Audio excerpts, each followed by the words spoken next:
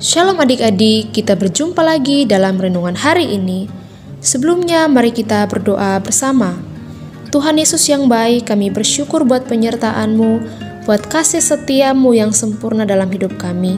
Bapa, saat ini kami mau siapkan hati kami untuk mendengarkan firman-Mu. Berkati kami, di dalam nama Tuhan Yesus kami berdoa, haleluya, amin. Judul renungan kita hari ini adalah biji yang mati. Renungan hari ini diambil dari Filipi pasal 2 ayat 8. Dan dalam keadaan sebagai manusia, ia telah merendahkan dirinya dan taat sampai mati, bahkan sampai mati di kayu salib. Yuk, kita simak video berikut ini.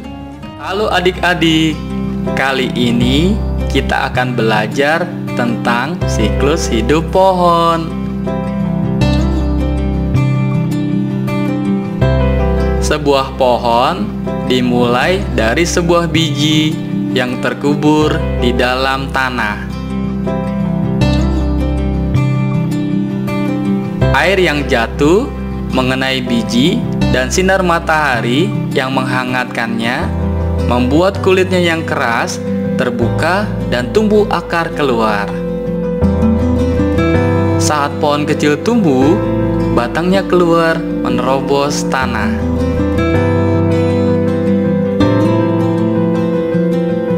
Kemudian, daun-daun mulai bertumbuh di batang tersebut.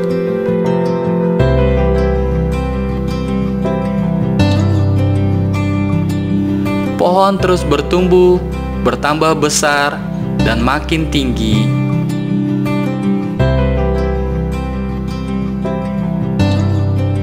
Daun-daun banyak tumbuh di sekitar batangnya. Akarnya terus tumbuh ke dalam tanah, dan batangnya tumbuh menjadi keras dan kuat. Kemudian, pohon mengeluarkan buah di sekitar batangnya. Buah terus bertumbuh, semakin besar dan menjadi matang. Buah yang matang akan jatuh ke tanah. Buah ini akan terkubur di dalam tanah, dan bijinya dapat menumbuhkan pohon yang baru. Adik-adik, suatu hari Tuhan Yesus berkata, telah tiba saatnya anak manusia dimuliakan. Jika biji gandum tidak jatuh ke dalam tanah dan mati, biji gandum tetap satu biji saja. Tetapi jika biji gandum mati, ia akan menghasilkan banyak buah. Siapa mencintai nyawanya, ia akan kehilangan nyawanya. Siapa tidak mencintai nyawanya, ia akan memeliharanya untuk hidup yang kekal. Nah, apa sih maksud kata-kata Tuhan Yesus? Adik-adik, sesungguhnya Tuhan Yesus mau mengingatkan bahwa Tuhan Yesus akan berkorban bagi kita semua. Sebentar lagi Yesus akan meninggalkan para murid.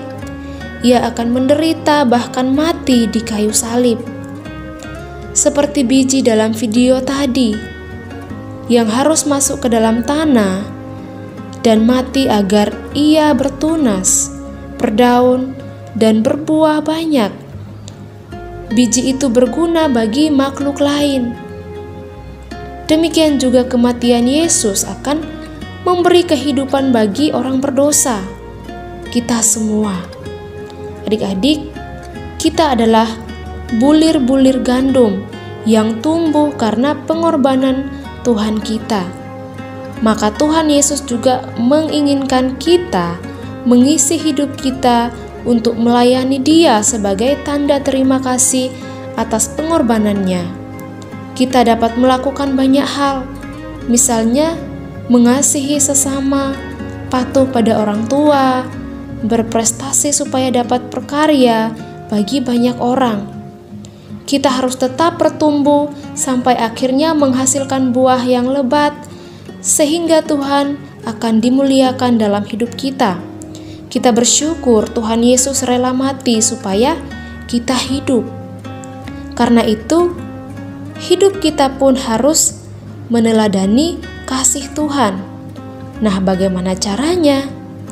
Dengan menolong sesama, belajar peduli dengan penderitaan orang lain, dan mau berkorban demi kebaikan.